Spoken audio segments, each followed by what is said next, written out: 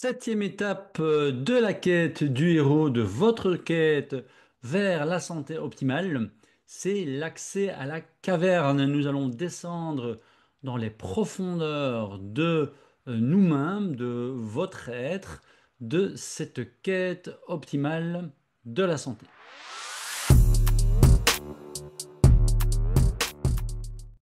Bonjour à toutes et bonjour à tous et bienvenue dans ce nouvel épisode du podcast In Shape to Grow, le podcast qui a pour mission de vous soutenir dans votre quête de la santé optimale. Nous sommes dans les 12 étapes du monomythe selon Joseph Campbell.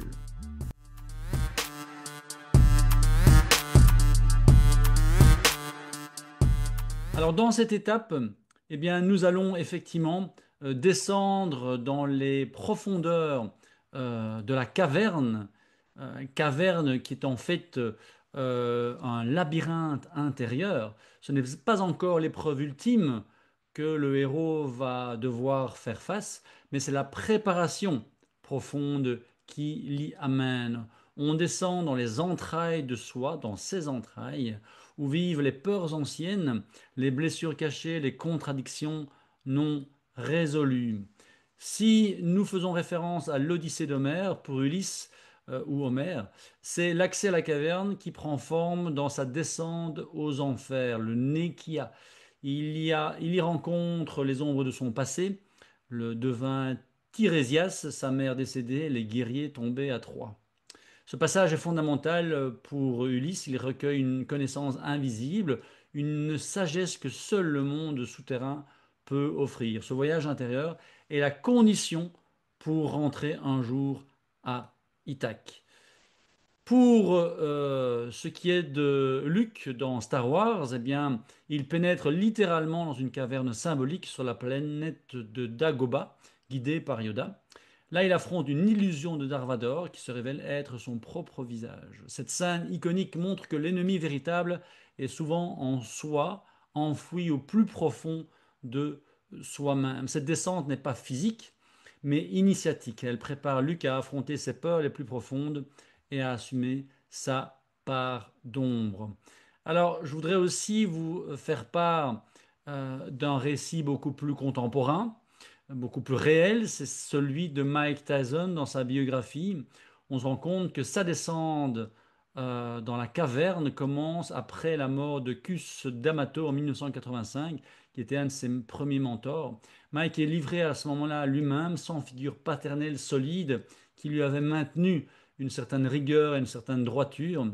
Il est alors en pleine gloire, mais sans ancrage intérieur. Il accumule les provocations, les excès, les signes d'autodestruction.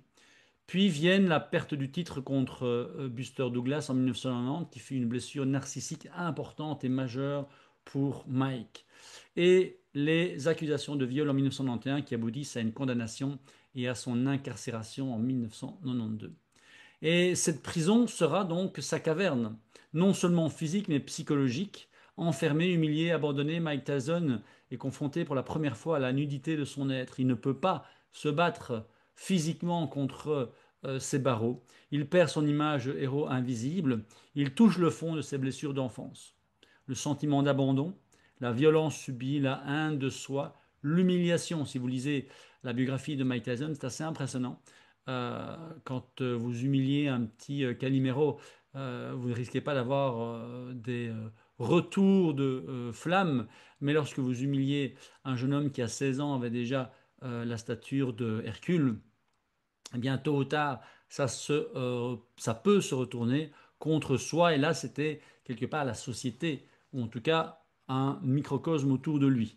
En prison, dit-il, j'ai compris que j'avais passé ma vie à me battre contre un monstre, mais ce monstre, c'était moi.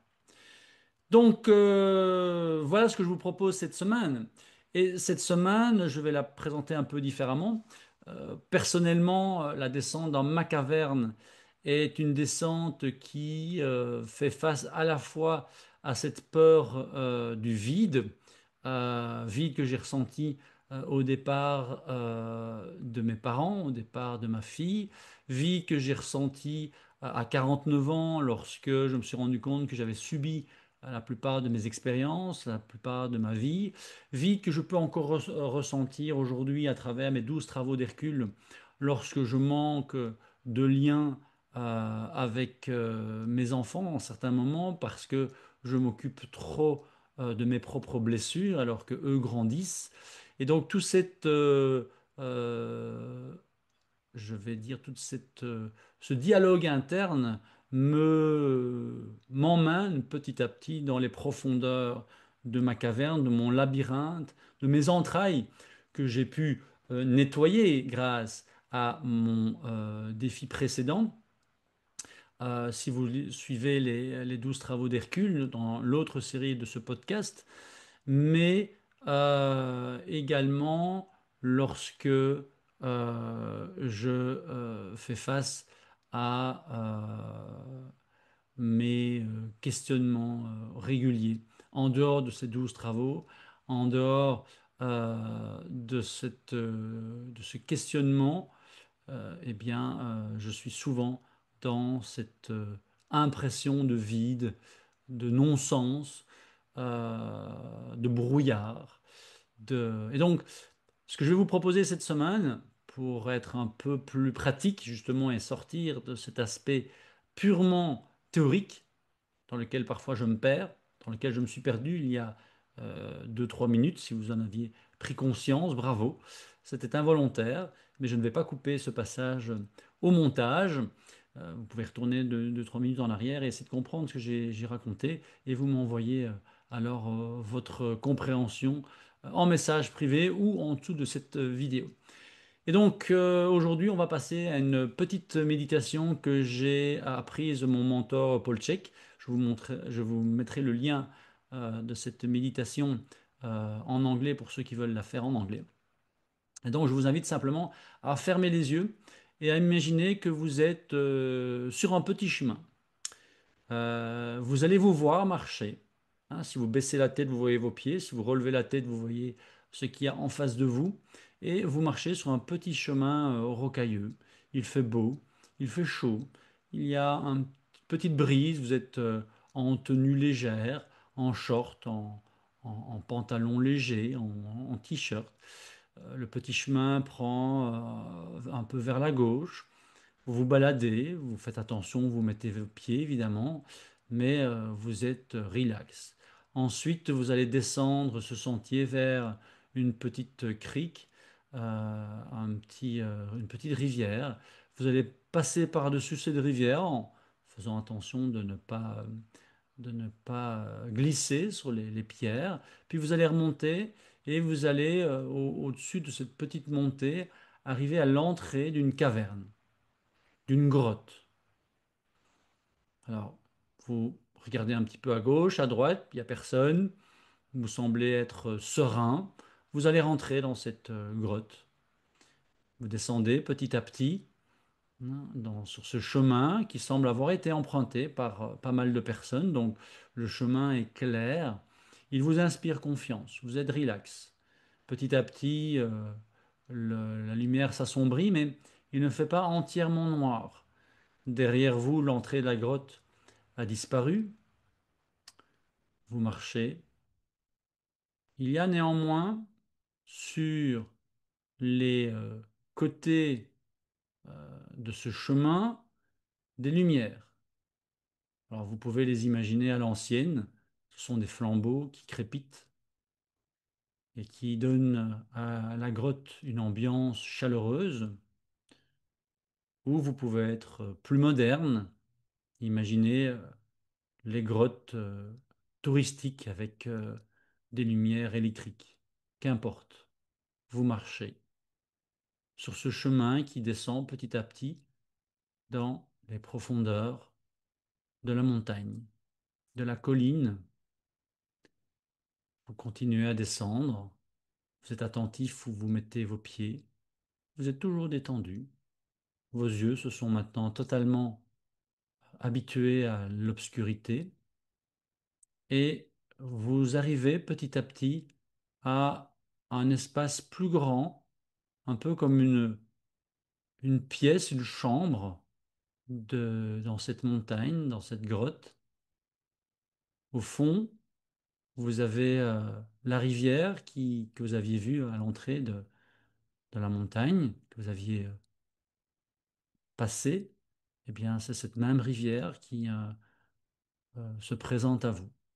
Il y a plusieurs rochers sur le côté et vous allez en choisir un au hasard qui vous permet d'être suffisamment proche de l'eau qui se trouve dans cette grotte, une eau qui est très calme.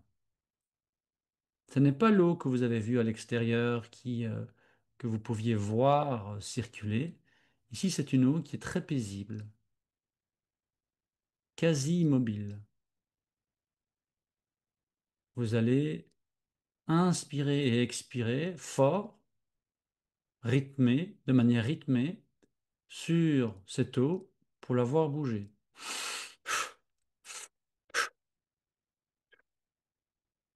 Et à chaque expiration, vous voyez que il y a des ondulations qui se forment sur cette eau.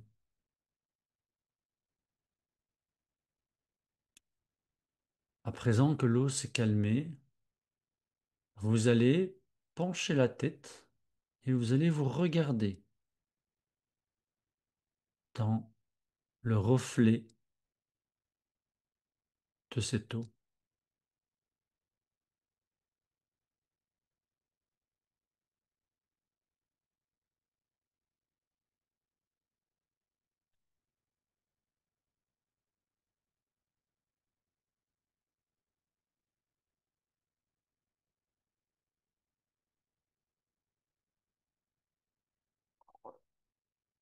Alors peut-être à ce stade de la méditation, de l'exercice, de la visualisation, votre esprit a déjà quitté la grotte et elle est quelque part dans votre quotidien, dans votre liste de courses, ou peut-être pas, mais quoi qu'il en soit, revenez et regardez à nouveau l'eau. Elle sera stable et reflètera votre visage si vous étiez encore dans la grotte, mais elle sera brouillée, ondulée si votre esprit a quitté cette grotte. Et donc,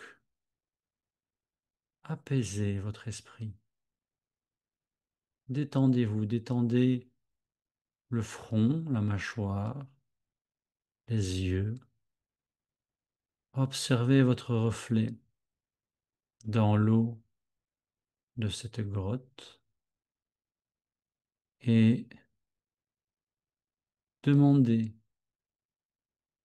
à l'esprit de l'eau de vous guider sur la question que vous posez aujourd'hui, sur la plus grande crainte, la plus grande peur, l'obstacle qui vous empêche aujourd'hui d'avancer. Qu'est-ce qui, au plus profond de vous, vous limite encore aujourd'hui? Qu'est-ce qui, au plus profond de vous, vous empêche de vous réaliser, de perdre ce poids qui vous encombre, de d'oublier ces douleurs chroniques? Qu'est-ce qui vous empêche de les faire disparaître? Qu'est-ce qui vous empêche d'être plus serein au quotidien,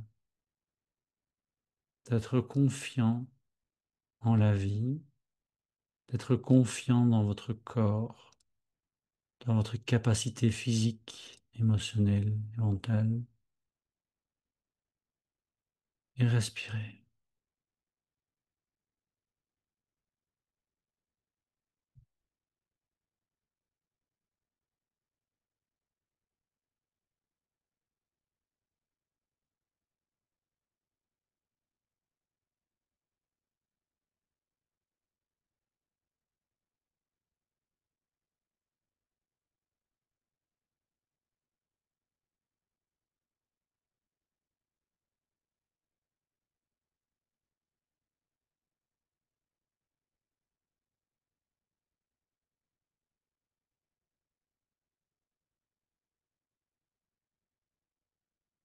Il sera intéressant de noter toutes les images, tous les mots, tout ce que vous pouvez voir comme reflet dans ce miroir créé par l'eau, cette eau calme à l'image de votre esprit, car à chaque fois que votre esprit sera brouillé, l'eau de cette grotte sera brouillée et vous devez relâcher la mâchoire, relâcher les yeux, le front, pour à nouveau vous voir en reflet dans cette eau. Posez votre question et observez ce qui apparaît.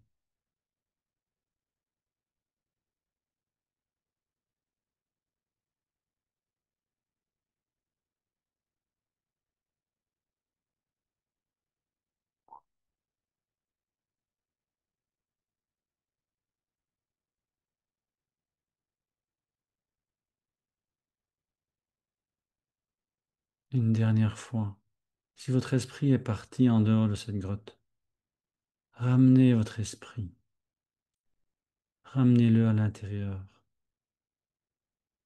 Relâchez le front, relâchez les yeux, relâchez la mâchoire, les joues, les épaules. Regardez votre reflet net et clair dans cette eau de la grotte et demandez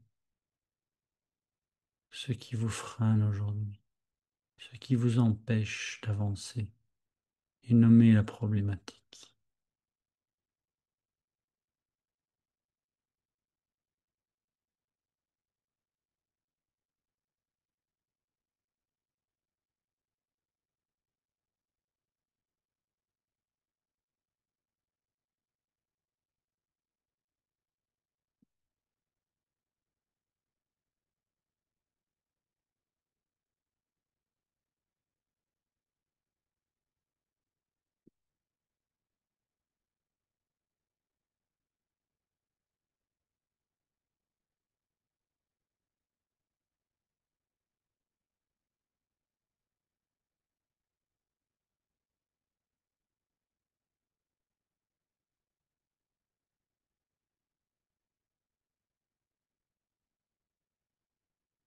Une fois que vous vous sentez prêt, si ce n'est pas encore le cas, vous pouvez faire une pause sur cette vidéo. Vous allez simplement remercier l'esprit de la grotte, remercier l'esprit de l'eau, remercier votre âme d'avoir joué le jeu, d'avoir pris contact à travers cette visualisation méditative. Vous allez vous relever, vous remettre sur vos deux jambes, reprendre le sentier qui vous a amené au fond de cette caverne, de cette grotte, remonter petit à petit vers l'entrée de cette grotte en faisant attention où vous mettez les pieds. Vous remontez petit à petit par ce chemin. Vous apercevez maintenant l'entrée de la grotte et la lumière se fait de plus en plus dense, intense. Vous arrivez là à l'entrée de la grotte. Vous redescendez le chemin qui passe à travers la petite rivière dans le creux, puis vous remontez de l'autre côté, reprenez le virage à droite,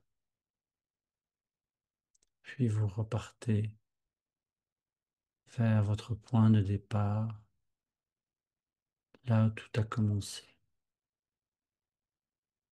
Et vous pouvez calmement ouvrir les yeux. Et donc voilà, c'était un épisode pour vous aider à percevoir ce qui aujourd'hui pourrait vous freiner dans cette quête optimale de la santé. Si vous avez des questions, si vous avez des interrogations, des commentaires, des arguments, vous avez envie de dire quelque chose, n'hésitez pas à le faire sous cette vidéo et à partager. Ça fera du bien au podcast de partager cet épisode. Et d'ici le prochain, prenez soin de vous.